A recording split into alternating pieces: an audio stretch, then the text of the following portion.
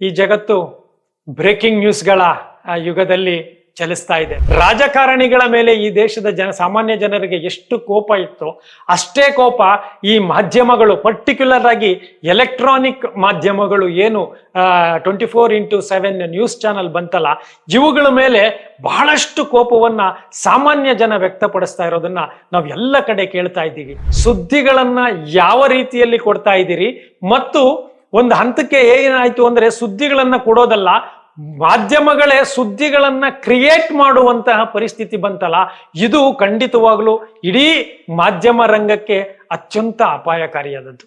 ಈ ಮೂರು ಅಂಗಗಳಲ್ಲಿ ನಡೆಯಬಹುದಾದಂತಹ ಎಲ್ಲ ರೀತಿಯ ಭ್ರಷ್ಟಾಚಾರ, ಅನೈತಿಕತೆ ಮತ್ತು ಬೇರೆ ಬೇರೆ ರೀತಿಯ ಅನ್ಯಾಯ, ಶೋಷಣೆಗಳನ್ನು ತೋರಿಸ್ಲಿಕ್ಕೆ ಇರುವ ಏಕೈಕ ಮಾಧ್ಯಮ ಅಂದ್ರೆ ಅದು ಈ ಪತ್ರಿಕಾ ಮತ್ತು ಎಲೆಕ್ಟ್ರಾನಿಕ್ ಮಾಧ್ಯಮಗಳು.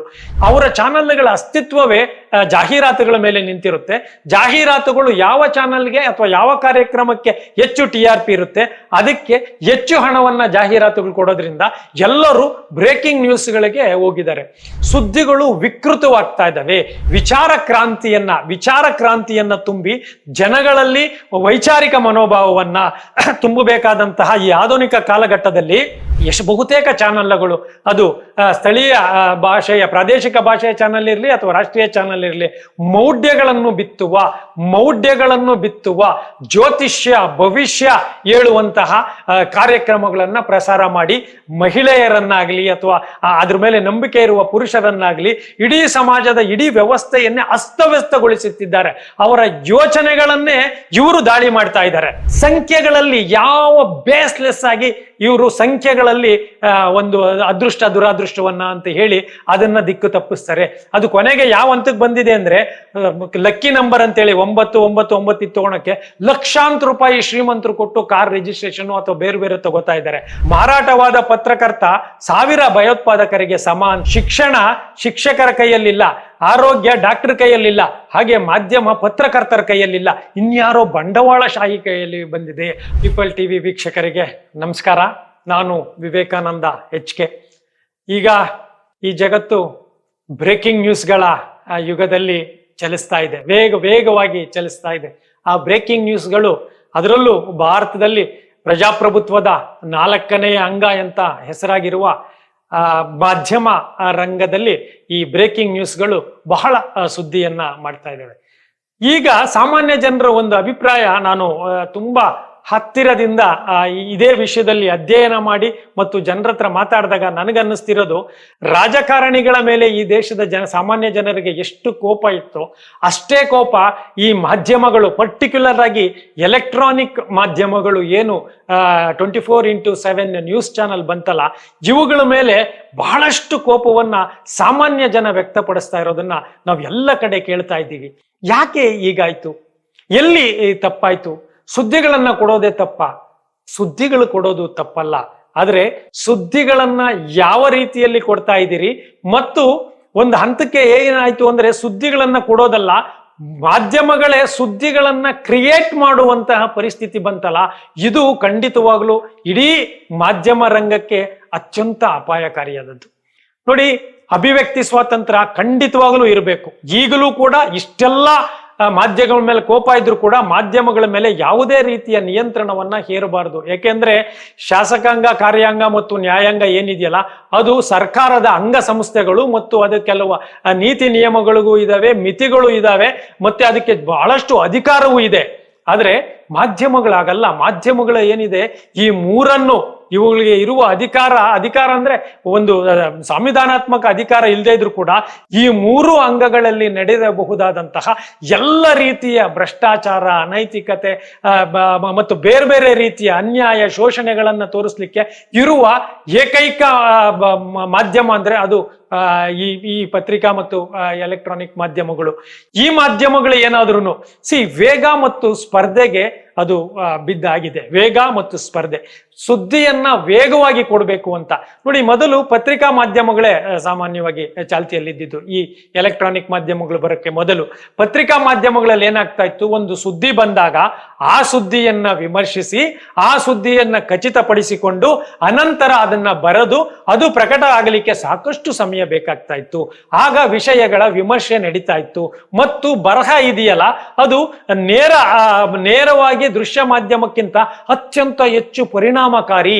ಅಲ್ಲಿ ನಿಮ್ಮ ಮನಸ್ಸು ಓದುವುದರ ಮುಖಾಂತರ ಬಹಳಷ್ಟು ವಿಷಯಗಳು ಹೋಗ್ತಾ ಇತ್ತು. ಹಾಗೂ ರಾಜಕೀಯ ಇರಲಿಲ್ಲ ಅಂತೇನಲ್ಲ, ಬರಹಗಾರ ತನ್ನ ಸೈದ್ಧಾಂತಿಕತೆಯನ್ನ ಅಥವಾ ತನ್ನ ಇಚ್ಛೆಗಳನ್ನ ಆ ಸುದ್ದಿಗಳ ಮೇಲೆ ಮಾಡ್ಬೋದಾಗಿತ್ತು. ಆದ್ರೆ ಓದುಗರಲ್ಲಿ ಅದು ಕೂಡ ಪರಿಣಾಮ ಬೀರ್ತಾ ಇತ್ತು. ಆದ್ರೆ ಈಗ ಬಂದಿರುವಲ್ಲ ಈ ಟೆಲಿವಿಷನ್ ಮಾಧ್ಯಮಗಳು, ಇದು ಸುದ್ದಿ ಮಾಧ್ಯಮಗಳನ್ನ ಮೀರಿ ಈ ಸಿನಿಮಾಗಳ ರೀತಿ ಸಸ್ಪೆನ್ಸ್ ಸಿನಿಮಾಗಳು, ಕಾಮಿಡಿ ಸಿನಿಮಾಗಳು ಅಥವಾ ರೋಚಕ ಸಿನಿಮಾಗಳು, ಆಕ್ಷನ್ ಸಿನಿಮಾಗಳ ರೀತಿ ಸುದ್ದಿ ಮಾಧ್ಯಮಗಳು ಕೂಡ ಸುದ್ದಿಗಳನ್ನ, ಈ ಎಲೆಕ್ಟ್ರಾನಿಕ್ ಮಾಧ್ಯಮಗಳು ಸುದ್ದಿಯನ್ನ ತುಂಬಾ ರೋಚಕಗೊಳಿಸ್ಲಿಕ್ಕೆ ಶುರು ಮಾಡಿದ್ದಾರೆ.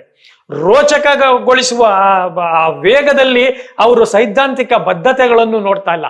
ಕೇವಲ ಕಮರ್ಷಿಯಲ್ TRP ಅಂತಲ್ಲ, ಟೆಲಿವಿಷನ್ ರೇಟಿಂಗ್ ಪಾಯಿಂಟ್ಸ್ ಅಂತ ಹೇಳಿ ಅವರ ಚಾನಲ್ಗಳ ಒಂದು ಗುಣಮಟ್ಟವನ್ನ ಅಥವಾ ಚಾನಲ್ಗಳ ವೀಕ್ಷಕರ ಸಂಖ್ಯೆಗಳನ್ನ ಏನು ಗುರುತಿಸಲಾಗುತ್ತದೆ, ಆ TRP ಇದೆಯಲ್ಲ, ಯಾಕೆಂದ್ರೆ TRP ಅಂದ್ರೆ ಅವರ ಚಾನಲ್ಗಳ ಅಸ್ತಿತ್ವವೇ ಜಾಹೀರಾತುಗಳ ಮೇಲೆ ನಿಂತಿರುತ್ತೆ.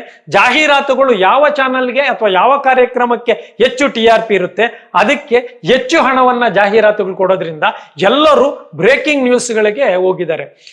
ಇಲ್ಲಿ ಬ್ರೇಕಿಂಗ್ ನ್ಯೂಸ್ಗಳಂತ ಹೇಳಿ ಅಂದ್ರೆ ವಿಚಿತ್ರ ವಿಕೃತಗಳನ್ನ ನೋಡಿ. ಒಳ್ಳೆಯದು ಕೆಟ್ಟದ್ದು ಎರಡೂ ಇರುತ್ತೆ ಸಮಾಜದಲ್ಲಿ, ಆದ್ರೆ ವಿಕೃತ ಅನ್ನೋದಿದೆಯಲ್ಲ, ಇದು ಅತ್ಯಂತ ಅಪಾಯಕಾರಿ. ಅಂದ್ರೆ ಸುದ್ದಿಗಳು ವಿಕೃತವಾಗ್ತಾ ಇದ್ದಾವೆ. ಎಷ್ಟು ವಿಕೃತವಾಗ್ತಾ ಇದ್ದಾವೆ ಅಂದ್ರೆ ಅದಕ್ಕೆ ನೀವು ಅವರ ಎಲ್ಲ ಬಹುತೇಕ ಭಾರತದ ಎಲ್ಲ ನ್ಯೂಸ್ ಚಾನೆಲ್ಗಳ ಫಿಕ್ಸೆಡ್ ಪ್ರೋಗ್ರಾಮ್ ಚಾರ್ಟ್ ಅಂತ ಇರುತ್ತೆ. ಅದು ಬೆಳಿಗ್ಗೆ 6 ಗಂಟೆಯಿಂದ ಮತ್ತೆ ರಾತ್ರಿ 12 ಗಂಟೆವರೆಗೂ ಯಾವ್ಯಾವ ಕಾರ್ಯಕ್ರಮಗಳು ಯಾವ್ಯಾವ ಸಂದರ್ಭದಲ್ಲಿ ಟೆಲಿಕಾಸ್ಟ್ ಆಗ್ಬೇಕು ಅಂತೇಳಿ ಹೆಚ್ಚು ಕಡಿಮೆ ಒಂದೊಂದು ಮಾಡ್ತಾರೆ. ನೀವು ಬೆಳಿಗ್ಗೆ ಸಾಮಾನ್ಯವಾಗಿ ಯಾವ ಒಂದು ಸಂವಿಧಾನಾತ್ಮಕವಾಗಿ ಅಥವಾ ವೈಜ್ಞಾನಿಕವಾಗಿ ನಾವು ಹೇಳ್ಬೇಕು ಅನ್ನೋದಾದ್ರೆ, ಜನಗಳಲ್ಲಿ ವಿಚಾರ ಕ್ರಾಂತಿಯನ್ನ ತುಂಬಿ ಜನಗಳಲ್ಲಿ ವೈಚಾರಿಕ ಮನೋಭಾವವನ್ನ ತುಂಬಬೇಕಾದಂತಹ ಈ ಆಧುನಿಕ ಕಾಲಘಟ್ಟದಲ್ಲಿ ಬಹುತೇಕ ಚಾನಲ್ಗಳು, ಅದು ಸ್ಥಳೀಯ ಭಾಷೆಯ ಪ್ರಾದೇಶಿಕ ಭಾಷೆಯ ಚಾನಲ್ ಇರಲಿ ಅಥವಾ ರಾಷ್ಟ್ರೀಯ ಚಾನಲ್ ಇರಲಿ, ಮೌಢ್ಯಗಳನ್ನು ಬಿತ್ತುವ ಜ್ಯೋತಿಷ್ಯ ಭವಿಷ್ಯ ಹೇಳುವಂತಹ ಕಾರ್ಯಕ್ರಮಗಳನ್ನ ಪ್ರಸಾರ ಮಾಡಿ ಮಹಿಳೆಯರನ್ನಾಗ್ಲಿ ಅಥವಾ ಅದ್ರ ಮೇಲೆ ನಂಬಿಕೆ ಇರುವ ಪುರುಷರನ್ನಾಗ್ಲಿ ಇಡೀ ಸಮಾಜದ ಇಡೀ ವ್ಯವಸ್ಥೆಯನ್ನೇ ಅಸ್ತವ್ಯಸ್ತಗೊಳಿಸುತ್ತಿದ್ದಾರೆ. ಅವರ ಯೋಚನೆಗಳನ್ನೇ ಇವರು ದಾಳಿ ಮಾಡ್ತಾ ಇದ್ದಾರೆ. ಯಾಕೆಂದ್ರೆ ನೋಡಿ, ಸಾಮಾನ್ಯವಾಗಿ ಅತ್ಯಂತ ಸಹಜವಾಗಿ ಹೇಳ್ಬೇಕು ಅಂದ್ರೆ 1, 2, 3, 4 ಅನ್ನೋ ಅಂಕಿ ಸಂಖ್ಯೆಗಳಿದೆಯಲ್ಲ, ಯಾರೋ ಒಬ್ಬ ಅಂಕಿ ಸಂಖ್ಯೆ ತಜ್ಞ ಅದನ್ನ ಲೆಕ್ಕ ಮಾಡ್ಲಿಕ್ಕೆ, ಯಾಕೆಂದ್ರೆ ಮೊದಲು ವಸ್ತು ವಿನಿಮಯ ಇತ್ತು, ಆ ವಸ್ತುಗಳನ್ನ ನೀವು ವಿನಿಮಯ ಮಾಡಿಕೊಂಡು ಬೇರೆ ಬೇರೆ ಬಹಳ ಗೊಂದಲಗಳಿದ್ದಿದ್ರಿಂದ ಸಂಖ್ಯೆಗಳನ್ನ ಕಂಡುಹಿಡಿದ್ರು. 1, 2ರಿಂದ ಅನಿಯಮಿತ, ಅದಕ್ಕೆ ಕೊನೆನೇ ಇಲ್ಲ ಸಂಖ್ಯೆಗಳಿಗೆ. ಆದ್ರೆ ಇದೇ ಜ್ಯೋತಿಷಿಗಳು ಅದರಲ್ಲಿ ಯಾವ ತರದ ಯಾವುದೇ ರೀತಿಯ ಸಂಶೋಧನೆನೂ ಇಲ್ಲ, ನಿಜಾನೂ ಇಲ್ಲದೆ ಇರೋದ 9 ಶ್ರೇಷ್ಠ ಅಥವಾ ಇನ್ನೊಂದು 7 ಕನಿಷ್ಠ ಅಥವಾ ಅದು ದುರಾದೃಷ್ಟ, 5 ಅದೃಷ್ಟ ಅಥವಾ 4 ದುರಾದೃಷ್ಟ ಅಂತ ಸಂಖ್ಯೆಗಳಲ್ಲಿ ಯಾವ ಬೇಸ್ಲೆಸ್ ಆಗಿ ಇವರು ಸಂಖ್ಯೆಗಳಲ್ಲಿ ಒಂದು ಅದೃಷ್ಟ ದುರಾದೃಷ್ಟವನ್ನ ಅಂತ ಹೇಳಿ ಅದನ್ನ ದಿಕ್ಕು ತಪ್ಪಿಸ್ತಾರೆ. ಅದು ಕೊನೆಗೆ ಯಾವ ಹಂತಕ್ಕೆ ಬಂದಿದೆ ಅಂದ್ರೆ, ಲಕ್ಕಿ ನಂಬರ್ ಅಂತೇಳಿ 999 ತಗೊಳಕ್ಕೆ ಲಕ್ಷಾಂತರ ರೂಪಾಯಿ ಶ್ರೀಮಂತರು ಕೊಟ್ಟು ಕಾರ್ ರಿಜಿಸ್ಟ್ರೇಷನ್ ಅಥವಾ ಬೇರೆ ಬೇರೆ ತಗೋತಾ ಇದ್ದಾರೆ. ಅದನ್ನ ನೋಡ್ಕೊಂಡು ಎಲ್ರು ಒಂದು ಮೌಢ್ಯತೆ. ಬಣ್ಣಗಳಿದಾವಲ್ಲ, ಇದು ಕಣ್ಣಿನ ಗ್ರಹಿಕೆ ಅಷ್ಟೇ. ಬಣ್ಣಗಳು ಕೆಂಪು, ನೀಲಿ, ಹಸಿರು, ಇದರಲ್ಲಿ ಒಳ್ಳೆಯದು ಕೆಟ್ಟದ್ದು ಶ್ರೇಷ್ಠ ಕನಿಷ್ಠ ಅನ್ನೋದೇ ಇಲ್ಲ. ಆದ್ರೆ ಈ ಜ್ಯೋತಿಷಿಗಳು ಅದನ್ನೂ ಕೂಡ ಮಾಡಿಬಿಟ್ರು. ದಿಕ್ಕುಗಳು ಕೂಡ, ಸೃಷ್ಟಿಗೆ ದಿಕ್ಕು ಇಲ್ಲ, ಪೂರ್ವ ಪಶ್ಚಿಮ ದಕ್ಷಿಣ ಉತ್ತರ ಆಗ್ನೇಯ ಈ ತರದ್ದೆಲ್ಲ ದಿಕ್ಕುಗಳು ಕೂಡ ನಾವು ನಮ್ಮ ಗುರುತಿಸುವಿಕೆಗಾಗಿ ಇಟ್ಕೊಂಡಿರುವ ಇದು, ಅದರಲ್ಲೂ ಕೂಡ ಶ್ರೇಷ್ಠ ಕನಿಷ್ಠ ಮಾಡಿದ್ರು. ಇದು ಬೆಳಗಿನ ಕಾರ್ಯಕ್ರಮಗಳು, ಮಾಧ್ಯಮಗಳು ಮೌಢ್ಯವನ್ನ ಬಿತ್ತೋದು. ಅದರ ನಂತರದಲ್ಲಿ ನಿಮಗೆ ಮತ್ತೆ ಇನ್ನೊಂದಷ್ಟು ಕಾರ್ಯಕ್ರಮಗಳು ಆರೋಗ್ಯ ಸಂಬಂಧಿಸಿದ ಕಾರ್ಯಕ್ರಮಗಳು. ಒಂದು ಹಂತದಲ್ಲಿ ಆರೋಗ್ಯಕ್ಕೆ ಸಂಬಂಧಿಸಿದ ಒಂದಷ್ಟು ಕಾರ್ಯಕ್ರಮಗಳು ಸಹನೀಯ ಅನ್ಸಿದ್ರು ಕೂಡ ಕೊನೆಗೆ ಇವರು ಅದನ್ನ ಯಾವ ರೀತಿ ಕಮರ್ಷಿಯಲೈಸ್ಡ್ ಆಗಿ ಮಾಡ್ತಾ ಇದ್ದಾರೆ ಅಂದ್ರೆ, ಆರೋಗ್ಯ ಕಾರ್ಯಕ್ರಮಗಳು ಜನರಲ್ಲಿ ಭಯವನ್ನ ಉಂಟು ಮಾಡ್ಲಿಕ್ಕಾಗ್ತಿದೆ. ನಿಜವಾದ ಡಾಕ್ಟರ್ಗಳಲ್ಲ, ಬೇರೆ ಬೇರೆ ಡಾಕ್ಟರ್ ರೀತಿಯಲ್ಲಿ ಬೇರೆ ಬೇರೆ ಆಯುರ್ವೇದಿಕ್ ಇರ್ಬೋದು, ಇನ್ನೊಂದು ಅಂದ್ರೆ ಅದರಲ್ಲಿ ಪರಿಣಿತರಲ್ಲದ, ವಿಷಯ ತಜ್ಞರಲ್ಲದ ಅನೇಕ ಜನಗಳು ಅದನ್ನ ವ್ಯಾಪಾರೀಕರಣ ಮಾಡಿಕೊಂಡು ಅಲ್ಲೂ ಕೂಡ ಒಂದು ಆರೋಗ್ಯದ ವಿಷಯ ಮಾಡ್ತಾರೆ. ಇನ್ನೊಂದು ವಾಸ್ತು, ಮನೆ ಕಟ್ಟೋದು ವಾಸ್ತು ಅಂತ ಏನೋ ಒಂದು ಹೊಸದು. ಪ್ರತಿಯೊಬ್ರು ಕೂಡ ಅನುಭವದ ಆಧಾರದ ಮೇಲೆ ಕಿಟಕಿ, ಬಾಗಿಲುಗಳು, ಮತ್ತೆ ಬೇರೆ ಬೇರೆ ಅವ್ರಿಗೆ ಮಲಗುವ ಕೋಣೆ, ಅಡಿಗೆ ಕೋಣೆಗಳನ್ನೆಲ್ಲ ಮಾಡಿಕೊಂಡು ಮನುಷ್ಯನ ಸಹಜವಾಗಿ ಬೆಳೆದಿದ್ದಂತ ಏನಿತ್ತಲ್ಲ ಅದಕ್ಕೆ ಈ ಟಿವಿ ಮಾಧ್ಯಮಗಳು ವಾಸ್ತು ಅಂತೇಳಿ ಅನೇಕ ರೀತಿಯ ಮೂಢನಂಬಿಕೆಗಳನ್ನ ಮಾಡಿ ಅನೇಕರು ಅದರಲ್ಲಿ ಕಟ್ಟಿರೋ ಮನೆಯನ್ನೆಲ್ಲ ಒಡೆದು ಅನೇಕರು ಸಾಲಗಾರರಾಗ್ಲಿಕ್ಕೆ ಅದು ಒಂದು ಮೂಢನಂಬಿಕೆಯನ್ನ ಮಾಡ್ತಾರೆ. ಇನ್ನೊಂದು ಸಿನಿಮಾಗಳನ್ನ, ಈ ಸಿನಿಮಾ ನಾಯಕ ನಟರು ಅಥವಾ ಬೇರೆ ಬೇರೆ ರೀತಿಯ ಕಾರ್ಯಕ್ರಮಗಳನ್ನ ಖಂಡಿತವಾಗ್ಲೂ ಅವರನ್ನ ಗ್ಲೋರಿಫೈ ಮಾಡಿ ಅವರನ್ನ ಅತಿಮಾನವರ ತರ ವಿಜೃಂಭಿಸಿ ಅಲ್ಲೂ ಕೂಡ ಯುವಕರು ದಾರಿ ತಪ್ಪಲಿಕ್ಕೆ ಈ ಮಾಧ್ಯಮಗಳು ಕೊಡುಗೆ ಇದೆ. ಮತ್ತೊಂದು ಹೇಳ್ಬೇಕು ಅಂದ್ರೆ ರಾಜಕಾರಣ, ಈಗ ರಾಜಕೀಯ ವಿಷಯ, ಸಾಮಾನ್ಯವಾಗಿ ಮಾಧ್ಯಮಗಳು ಬಂದಿದ್ದೆ ರಾಜಕೀಯ ವಿಷಯಗಳ ಸುತ್ತಮುತ್ತ. ಈ ರಾಜಕಾರಣಿಗಳು ಏನಾಗಿದ್ದಾರೆ ಅಂದ್ರೆ ಮಾಧ್ಯಮಗಳನ್ನ ತಮ್ಮ ಹಿಡಿತಕ್ಕೆ ತಗೊಂಡು ಅದ್ರ ಮುಖಾಂತರ ತಾವು ತಮ್ಮ ಪಕ್ಷದ ಅಥವಾ ಜನರನ್ನ ಹೆಚ್ಚು ಜನರನ್ನ ಮೂಢರನ್ನಾಗಿ ಮಾಡ್ಲಿಕ್ಕೆ ಅಥವಾ ಜನರಲ್ಲಿ ಭ್ರಮೆಗಳನ್ನ ಸೃಷ್ಟಿ ಮಾಡಿ ತಾವು ಅಧಿಕಾರ ಪಡಿಲಿಕ್ಕಾಗಿ ಮಾಧ್ಯಮಗಳನ್ನ ಉಪಯೋಗಿಸ್ಕೊಂಡು ಸುಳ್ಳು ಸುದ್ದಿಗಳನ್ನ ಕೊಡ್ತಾ ಇದ್ದಾರೆ. ಯಾಕೆಂದ್ರೆ ಈ ಲೈವ್ ಮಾಧ್ಯಮ ಏನಿದೆಯಲ್ಲ ಇದಕ್ಕೆ ವಿವೇಚನಾ ಶಕ್ತಿ 0% ಬಂದಿದೆ. 0 ವಿವೇಚನಾ ಶಕ್ತಿ. ಒಬ್ಬ ವ್ಯಕ್ತಿ ಏನ್ ಹೇಳ್ತಾನೆ ಅದರ ಸುದ್ದಿಯ ಒಳಗಿನ ಸುದ್ದಿಗಳನ್ನ, ಸುದ್ದಿಯ ಒಳಗಿನ ಸುದ್ದಿಯನ್ನು, ರವಿ ಕಾಣದನ್ನ ಕವಿ ಕಂಡ ಅಂತ ಹೇಳ್ತಾರೆ. ಅಂದ್ರೆ ಸೂರ್ಯ ಕಾಣೋದನ್ನ ಕವಿ ಕಂಡ, ಕವಿ ಕಾಣದನ್ನ ಪತ್ರಕರ್ತ ಕಂಡ ಅಂತ. ಅಂದ್ರೆ ಪತ್ರಕರ್ತ ಅಷ್ಟೊಂದು ಸೂಕ್ಷ್ಮವಾಗಿ ಮಾಡ್ಬೇಕಾಗಿರುತ್ತೆ ಆ ವಿಷಯವನ್ನ. ಆದ್ರೆ ಅದಕ್ಕೆ ಸಮಯವೂ ಇಲ್ಲ, ಆಸಕ್ತಿಯೂ ಇಲ್ಲ. ಸೊ ಆ ಕಾರಣಕ್ಕಾಗಿ ಮಾಧ್ಯಮಗಳು ಇದೆಯವಲ್ಲ ಅದು ನೋಡುಗರ ಗುಣಮಟ್ಟವನ್ನೇ ಹಾಳು ಮಾಡಿದೆ, ವೀಕ್ಷಕರ ಗುಣಮಟ್ಟವನ್ನೇ ಹಾಳು ಮಾಡಿದೆ. ಯಾಕೆ ಅಂದ್ರೆ ನಿಮಗೆ ಆ ಸೂಕ್ಷ್ಮತೆ ಇಲ್ಲ. ಬಾಬಾ ಸಾಹೇಬ್ರು ಒಂದ್ ಕಡೆ ಹೇಳ್ತಾರೆ, ಅಂದ್ರೆ ಮಾರಾಟವಾದ ಪತ್ರಕರ್ತ 1000 ಭಯೋತ್ಪಾದಕರಿಗೆ ಸಮ ಅಂತೇಳಿ. ಅಂದ್ರೆ ಅಷ್ಟ್ರ ಮಟ್ಟಿಗೆ ಅಪಾಯಕಾರಿ ಆಗ್ಬಿಡ್ತೀರಿ. ಯಾಕೆಂದ್ರೆ ನಮಗೆ ಸುದ್ದಿ ತಿಳಿಯೋದು ಯಾವುದೇ ವಿಷಯ ಆಗ್ಲಿ ಯಾರೋ ಬಂದು ನಮ್ಗೆ ಹೇಳೋದಿಲ್ಲ, ನಮಗ್ ಗೊತ್ತಾಗೋದೇ ಟೆಲಿವಿಷನ್ ಮುಖಾಂತರ ಅಥವಾ ಪತ್ರಿಕೆಗಳ ಮುಖಾಂತರ. ಈಗಂತೂ ಟೆಲಿವಿಷನ್ ಇರೋದ್ರಿಂದ ನೇರವಾಗಿ ಅದೇ ಸಂದರ್ಭದಲ್ಲಿ ನಮಗೆ ಗೊತ್ತಾಗುತ್ತೆ. ಅಂತಹ ಸಂದರ್ಭದಲ್ಲಿ ಸುದ್ದಿಗಳನ್ನ ನೇರವಾಗಿ ಕೊಡ್ಬೇಕಾಗಿರೋದು ಅವರ ಜವಾಬ್ದಾರಿ. ಎರಡನೇದಾಗಿ ವೀಕ್ಷಕರು ಕೂಡ ಅಷ್ಟೇ. ಖಂಡಿತವಾಗ್ಲೂ ನೀವು ಕೂಡ ಒಂದಷ್ಟು ವಿವೇಚನೆ ಮತ್ತು ಪ್ರಬುದ್ಧತೆ ಬೆಳೆಸ್ಕೋಬೇಕು. ಹೇಗೆ ಅಂದ್ರೆ ಯಾವುದೇ ಸುದ್ದಿ ಬಂದಾಗ ಆ ಸುದ್ದಿಯ ಸತ್ಯಾಸತ್ಯತೆಯನ್ನ ನೀವು ಟಿವಿಯಲ್ಲಿ ನೋಡೋದು, ಪತ್ರಿಕೆಯಲ್ಲಿ ಮಾಡೋದು ಅಥವಾ ಫೋನ್ಗಳಲ್ಲಿ ಕೇಳೋದ್ರ ಜೊತೆಗೆ ನೀವು ಕೂಡ ವಿವೇಚನೆ ಬೆಳೆಸಿ. ಸಾಮಾನ್ಯವಾಗಿ ಈಗ ಯಾವುದೋ ಒಂದು ಅಪಘಾತ ಆಯ್ತು ಅಂತ ಇಟ್ಕೊಳ್ಳಿ, ಸಾಮಾನ್ಯವಾಗಿ ಪೊಲೀಸು ಮತ್ತು ಅಲ್ಲಿನ ಸುದ್ದಿಗಳು ಸತ್ಯವಾಗೇ ಇರ್ತವೆ. ಅಪಘಾತದಲ್ಲಿ ಜಾಸ್ತಿ ಸುಳ್ಳು ಹೇಳಲಿಕ್ಕೆ ಸಾಧ್ಯ ಇಲ್ಲ. ಎಷ್ಟು ಜನ ಸತ್ರು ಏನು ಇವತ್ತಲ್ಲ ನಾಳೆ ಗೊತ್ತಾಗುತ್ತೆ. ಆದ್ರೆ ಇನ್ನೆಲ್ಲೋ ಒಂದು ಕೊಲೆ ಆಗಿರೋದು ಅಥವಾ ರಾಜಕೀಯ ಕಾರಣದ ಭ್ರಷ್ಟಾಚಾರಗಳಿದಾವಲ್ಲ, ಇಲ್ಲಿ ಸತ್ಯ ಗೊತ್ತಾಗೋದಿಲ್ಲ. ಮಾಧ್ಯಮದಲ್ಲಿ ಕೂತ್ಕೊಂಡು ಸತ್ಯ ಅನ್ನುವಂತಹ ಕೊಲೆ ಯಾರೋ ಒಬ್ಬನ್ನ ಇವನೇ ಕೊಲೆಗಾರ ಅಂತೇಳಿ ಒಂದು ತೀರ್ಪು ಕೊಡುವಂತಹ ಸ್ಥಿತಿಗಳಿದಾವಲ್ಲ, ಇದು ಅತ್ಯಂತ ಅಪಾಯಕಾರಿ.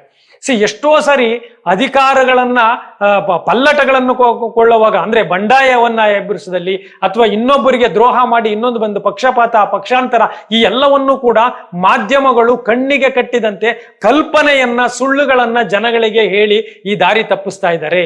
ಇದು ಕೂಡ ಅತ್ಯಂತ ಅಪಾಯಕಾರಿ. ಯಾಕೆಂದ್ರೆ ರಾಜಕೀಯ ನಿಲುವುಗಳನ್ನ ಬಂಡವಾಳಶಾಹಿಗಳು, ಪತ್ರಕರ್ತರು, ನಾವ್ ಯಾವಾಗ್ಲೂ ಹೇಳ್ತೀರಿ, ಶಿಕ್ಷಣ ಶಿಕ್ಷಕರ ಕೈಯಲ್ಲಿಲ್ಲ, ಆರೋಗ್ಯ ಡಾಕ್ಟರ್ ಕೈಯಲ್ಲಿಲ್ಲ, ಹಾಗೆ ಮಾಧ್ಯಮ ಪತ್ರಕರ್ತರ ಕೈಯಲ್ಲಿಲ್ಲ, ಇನ್ಯಾರೋ ಬಂಡವಾಳಶಾಹಿ ಕೈಯಲ್ಲಿ ಬಂದಿದೆ. ಆ ಬಂಡವಾಳಶಾಹಿಗಳು ಇವರನ್ನೆಲ್ಲ ಉದ್ಯೋಗಿಗಳ ರೀತಿ ಬಳಸ್ಕೊಂಡು ಇವರು ಮುಖ್ಯವಾಗಿ ಅದರೊಳಗಡೆ ತಮ್ಮ ಸೈದ್ಧಾಂತಿಕತೆಯನ್ನು, ಅಧಿಕಾರವನ್ನು ಹಣ ಮಾಡೋಕ್ಕೂ ಉಪಯೋಗಿಸ್ಕೊತಾ ಇದ್ದಾರೆ. ಆದ್ರಿಂದ ಆ ಸೂಕ್ಷ್ಮತೆಯನ್ನ ವೀಕ್ಷಕರು ಕೂಡ ಅರ್ಥ ಮಾಡ್ಕೋಬೇಕು. ಸೊ ಅದಕ್ಕೆ ಈ ಬ್ರೇಕಿಂಗ್ ನ್ಯೂಸ್ ಈಗ ಇದೆಯಲ್ಲ, ಇದು ನೋಡಿ, ನಮಗೆ ನೇರವಾಗಿ ಬ್ರೇಕಿಂಗ್ ನ್ಯೂಸ್ಗಳು ಬರ್ತವೆ, ಆದ್ರೆ ಅದರಲ್ಲಿ ಸತ್ಯ ಯಾವುದು, ಸುಳ್ಳು ಯಾವುದು. ಮೊದಲು ಸತ್ಯದ ಬಗ್ಗೆ ಎಷ್ಟೊಂದಿತ್ತು, ಅದ್ರ ಜೊತೆ ಈಗ ಸೋಷಿಯಲ್ ಮೀಡಿಯಾ ಕೂಡ ಬಂದಿದೆ. ಸಾಮಾಜಿಕ ಜಾಲತಾಣಗಳು ಪರ್ಯಾಯವಾಗಿ ಈ ಮಾಧ್ಯಮಗಳಿಗೆ ಇದೆ. ಆದ್ರೆ ಅಲ್ಲೂ ಕೂಡ ಪ್ರತಿಯೊಬ್ಬರ ಕೈಯಲ್ಲೂ ಮೊಬೈಲ್ ಇರೋದ್ರಿಂದ ಯಾವುದು ನಿಜ, ಯಾವುದು ಸುಳ್ಳು, ಯಾವುದು ಪ್ರಾಮಾಣಿಕವಾದ ಸುದ್ದಿ, ಇದ್ರ ಒಳಗೆ ಬಹಳ ಗೊಂದಲವನ್ನು ಇದೆ. ಜೊತೆಗೆ ಯಾವುದೇ ಒಂದು ಇತಿಹಾಸದ ಘಟನೆಗಳನ್ನ ಈ ಮಾಧ್ಯಮಗಳು, ಪರ್ಟಿಕ್ಯುಲರ್ ಆಗಿ ಎಲೆಕ್ಟ್ರಾನಿಕ್ ಮಾಧ್ಯಮಗಳು ತೋರ್ಸೋದಿದೆಯಲ್ಲ, ಇತಿಹಾಸವನ್ನೇ ತಿರ್ಚುತ್ತಾ ಇದ್ದಾರೆ. ಇತಿಹಾಸ ಹೇಗೆ ದಾಖಲಾಗುತ್ತೆ ಅನ್ನುವಂತಹ ಕನಿಷ್ಠ ಪ್ರಜ್ಞೆಯೂ ಇಲ್ಲದಂತಹ ಇದಾಗ್ತಾ ಇದೆ. ಇನ್ನು ಚರ್ಚೆಗಳು, ಟಿವಿಯಲ್ಲಿ ಆಗುವ ಚರ್ಚೆಗಳಿದಾವಲ್ಲ, ಈ ಚರ್ಚೆಗಳ ಗುಣಮಟ್ಟ ಅಂತೂ ಭಾಷೆ ವಿಷಯದಲ್ಲಿರ್ಲಿ, ವಿಷಯದ ಸಬ್ಜೆಕ್ಟ್ ಅಲ್ಲಿ ಇರ್ಲಿ, ಪ್ರಬುದ್ಧತೆ ವಿಷಯದಲ್ಲಿರ್ಲಿ, ಅದ್ರ ಎಲ್ಲವನ್ನು ಗುಣಮಟ್ಟವನ್ನ ನಿಧಾನವಾಗಿ ಕುಸಿತವನ್ನ ಮಾಡಿ ಒಂಥರ ಚರ್ಚೆಗಳು ಹೇಗಾಗ್ತಿದೆ ಅಂದ್ರೆ ವಾಗ್ಯುದ್ಧಗಳ ತರ, ಗಲಾಟೆಗಳ ತರ, ಗಲಭೆಗಳ ತರ ಅವರ ಬುದ್ಧಿ ಪ್ರದರ್ಶನ ಆಗೋಗ್ತಿದೆಯಲ್ಲ, ಇದಕ್ಕೂ ಕೂಡ ಇವರೇ ವೇದಿಕೆಗಳನ್ನ ಕಳಿಸ್ತಾ ಇದ್ರು. ಮೊದಲು ಪೇಪರ್ ಟೈಗರ್ಸ್ ಅಂತ ಇದ್ರು, ವಿಸಿಟಿಂಗ್ ಕಾರ್ಡ್ಗಳನ್ನ ಇಟ್ಕೊಂಡು ನಾಯಕರಾಗೋದು ಅಥವಾ ಕಟೌಟ್ಗಳನ್ನ ಹಾಕೊಂಡು ರಸ್ತೆಗಳಲ್ಲಿ ನಾಯಕರಾಗೋದು. ಈಗ ಹೊಸ ಇದಾಗಿದೆ, ಅದೇನು ಅಂದ್ರೆ ಟಿವಿಗಳಲ್ಲಿ ಡಿಬೇಟ್ಗಳಲ್ಲಿ ಭಾಗವಹಿಸುವ ಮುಖಾಂತರ ತಾವೊಬ್ಬ ಬುದ್ಧಿಜೀವಿನೋ ನಾಯಕನೋ ಅಥವಾ ಜನಪ್ರಿಯನೋ ಆಗೋದು. ನಾಲೆಡ್ಜ್ ಇದೆಯಲ್ಲ, ಇದು ಜನಪ್ರಿಯತೆಯನ್ನ ಅವಲಂಬಿಸಿರೋದಿಲ್ಲ. ಸತ್ಯ ಇದೆಯಲ್ಲ, ಇದು ಜನಪ್ರಿಯತೆಯನ್ನ ಅವಲಂಬಿಸಿರೋದಿಲ್ಲ.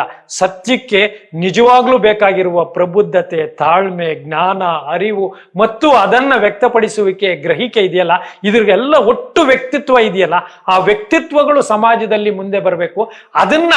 ಅದನ್ನ ಕಟ್ಟಕಡೆಯ ವ್ಯಕ್ತಿಗಳು ಮತ್ತು ಸಮಾಜಕ್ಕೆ ಆದರ್ಶ ವ್ಯಕ್ತಿಗಳನ್ನ ಪರಿಚಯ ಮಾಡ್ಕೊಳ್ಬೇಕಾಗಿದ್ದಂತಹ ಮಾಧ್ಯಮಗಳು ಇವತ್ತು ಲೈಟ್ ವೆಯ್ಟೆಡ್ ಅಥವಾ ಕ್ರಿಮಿನಲ್ ಅಂಡ್ ಕ್ರೂಯಲ್ ವೆಯ್ಟೆಡ್ ಅಥವಾ ಉಡಾಫೆ ವ್ಯಕ್ತಿತ್ವದ ಜನಗಳನ್ನ ಈ ಸಮಾಜದಲ್ಲಿ ಮುಖ್ಯವಾಹಿನಿಯಲ್ಲಿ ತೋರಿಸ್ತಾ ಇರೋದು ಮತ್ತು ಅವರನ್ನ ಬೆಳೆಸ್ತಾ ಇರೋದಿದೆಯಲ್ಲ, ಇದು ಖಂಡಿತವಾಗ್ಲೂ ದುರಂತ. ಅದಕ್ಕೆ ಹೇಳಿದ್ದು, ಬ್ರೇಕಿಂಗ್ ನ್ಯೂಸು ಸಮಾಜವನ್ನೇ ಬ್ರೇಕ್ ಮಾಡೋ ರೀತಿ ಆಗೋದು ಬೇಕಾಗಿಲ್ಲ. ಪತ್ರಕರ್ತರು ಮತ್ತು ಟಿವಿ ಮಾಧ್ಯಮದವರು, ಓದುಗರು, ವೀಕ್ಷಕರು ಎಲ್ಲರೂ ಕೂಡ ಒಂದಷ್ಟು ಪ್ರಬುದ್ಧತೆಯನ್ನ, ಒಂದಷ್ಟು ತಾಳ್ಮೆಯನ್ನ ಬೆಳೆಸ್ಕೊಳ್ಳೋದು ಮುಖಾಂತರ ಈ ಮಾಧ್ಯಮ ಸ್ವಾತಂತ್ರ್ಯವನ್ನ ಉಳಿಸ್ಕೊಳ್ಳೋಣ.